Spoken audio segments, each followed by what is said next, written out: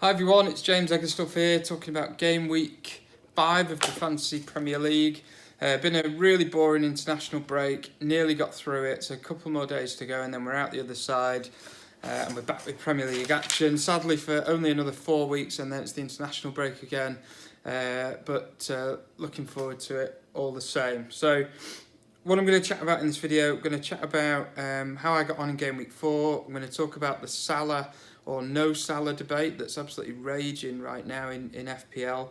I'm going to chat about my left field ones to watch. And I'm going to do a new section. I'm going to do Doughnut of the Week award. And I'm going to chat about captains as well. So into Game Week 4, I didn't do that great. I set my wildcard team up. I was let down by a few players, which I'll chat about. So 44 points, not quite the magic 50, which I aim for every week, 50 points as a minimum. So that leaves me just outside the top 700k. So 4 game weeks in, not a disaster, not amazing, but does give me a lot to aim for. I was had a bit of misfortune because I had Zaha, Mkhitaryan and Walcott, who between them returned only 1 point. And I took out players like Shaw, Deeney, Pedro and Sod's Law. It always happens, doesn't it? They return points. But the way I've set my wildcard team up is more about the long term, next sort of 8 to 10 weeks or so. So hopefully that'll come good. I think coming into Game Week 5, it almost feels a bit like a new season because we've only had 4 weeks of FPL and then we've had this break. So looking at the fixtures this weekend, I mean, Chelsea and Man City, 2 really favourable home games against newly promoted sides.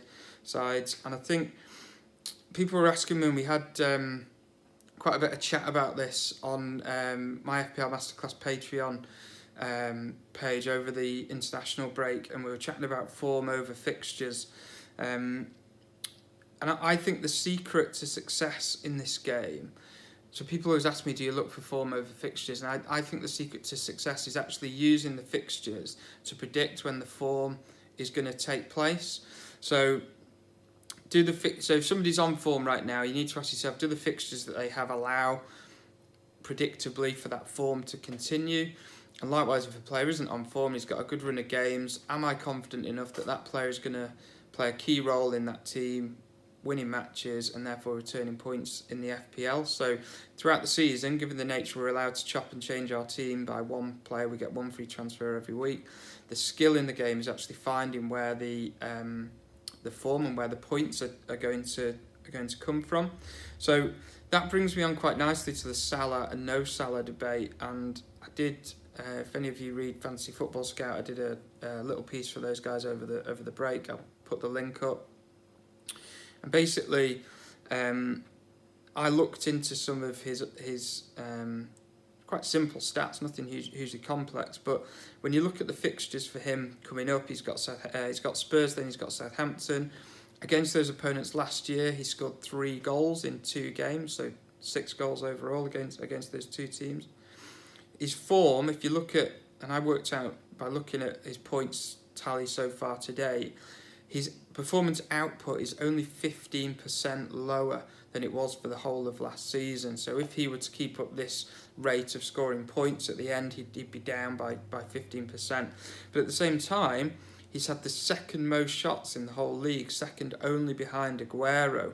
So when you throw some of those things around into the mix, I'm thinking for me it's a keep hold of Salah for the short term. Of course, he's the most expensive player in the game, but it does mean that if he continues to show really poor results, you can basically transfer out to whoever you want.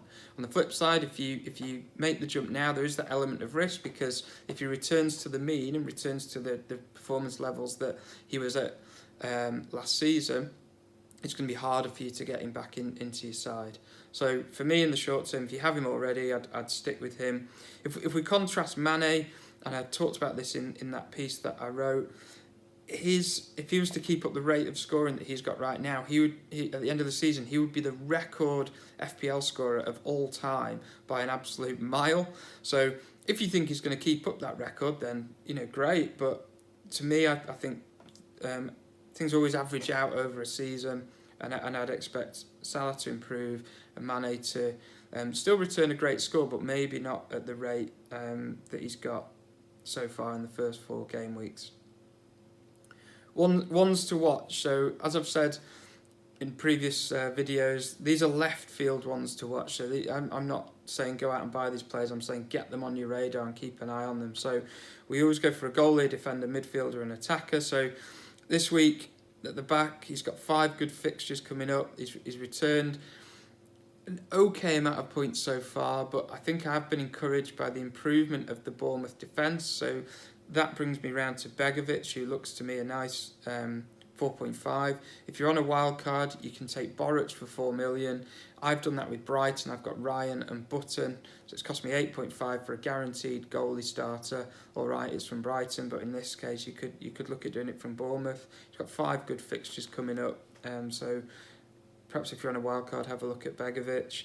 I've also gone for a Bournemouth defender, and I thought this guy looked great against Chelsea. Rico, love the name.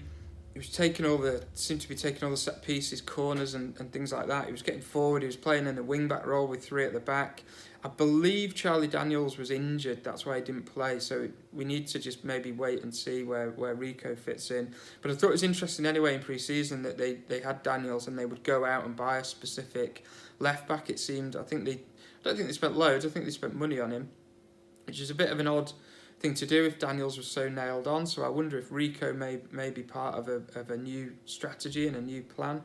Another left back that I like, and he got some recognition internationally in the week, that's Ben Chilwell at Leicester. They've got some half decent fixtures coming up. He's flown a bit under the radar. He did show some really good attacking potential, particularly at the back end of last season.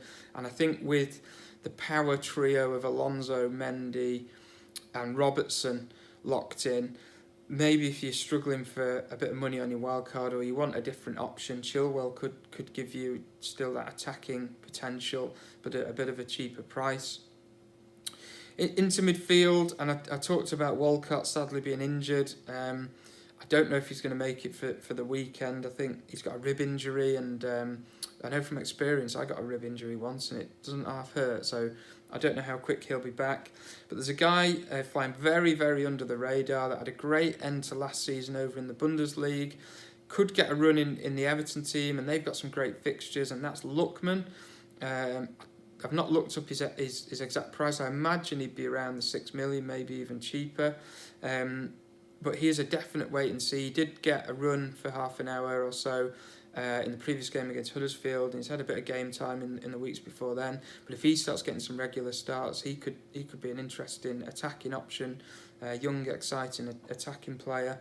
And then into the forward line, I really struggled on my wild card. So there's very little option below 5.5. There's Jimenez, and there's the guy who started to get a game at Fulham, Vieto, who's been playing on the wide position in their attacking front 3. Started the last couple of games, bagged a couple of assists in game week 3. He could be one that might open some doors for you. I know everybody's looking at Mitrovic and talking about Schürrle. He could be a guy that, again, they've spent money on him. He came in the summer, flown a bit under the radar. He's a bit of an unknown, but I'd definitely be keeping your eye on him. He could prove to be a bargain over the next few weeks. So they're the left field ones to watch. Like I said, I'm going to bring in this new section every week, which is Doughnut of the Week. And sadly for me, I've got this Doughnut and brought him in on my wild card. Really devastated that it's not panned out so far for this guy, and it's Mkhitaryan. So this is just one of those FPL nightmares that you get where all your research points to a fairly nailed on player. So he played 90 minutes in each of the first 3 game weeks. I bring him in on the wild card, and guess what? He's on the bench and he gets brought on for 1 minute at the very end. So he gets a pretty useless 1 point. So that's frustrating. So that does make him a bit of a donut. But what makes him more of a problematic donut is that moving forward now, I've got a big question mark over this guy. He's cost me 7 million. As we know, there's a load of exciting midfield options. Lucas Moura could have gone for him in that price bracket. And now I've got a big question mark as to where he sits in the team. Is Emery going to rotate the front 3? Is he guaranteed to play? Is that him out the team now because they won 3-2? Does that mean he's going to be benched every week? So I've done the wild card, and it means immediately I've got a headache. So I'm sorry, Mickey, but that gives you the inaugural Doughnut of the Week award. Finally, on captains, it's a bit of a boring choice this week because I think you've got two pretty standout options. You've got Aguero, which I reckon most people are probably going to go for him, home to Fulham. You've got Hazard at home to Cardiff. I don't think you could drive yourself bonkers. It's an easy one for me because I don't have Hazard. You could drive yourself bonkers trying to work out the fine lines between those two options. It's an absolute coin toss if you've got both. Option one is you go with Aguero because probably the majority will go with him. Option two is Hazard, of course, gets an extra point for a goal. He gets the benefit of the clean sheet point.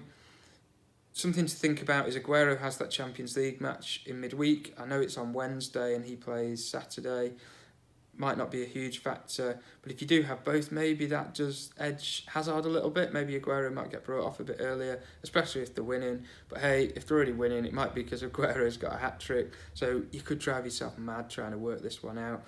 Side note, I've talked about Salah. I think he's going to come into some form, at least I blooming well hope he's going to come into some form. So if for whatever reason you don't have Aguero or Hazard, Salah is always a worthwhile option. And let's be honest, he's performed pretty consistently this season already anyway. It's not been a huge disaster as yet for Salah. So I hope that's been valuable. Thank you everybody for your support. Big shout out to my guys on the Patreon page. Been loving chatting to you and doing all that work for you. If anyone's interested in checking that out, I'll put a link up at some point during this video if I've not done already. And yeah, go and have a great game week. And FPL is back, so here we go, game week 5. Cheers everybody.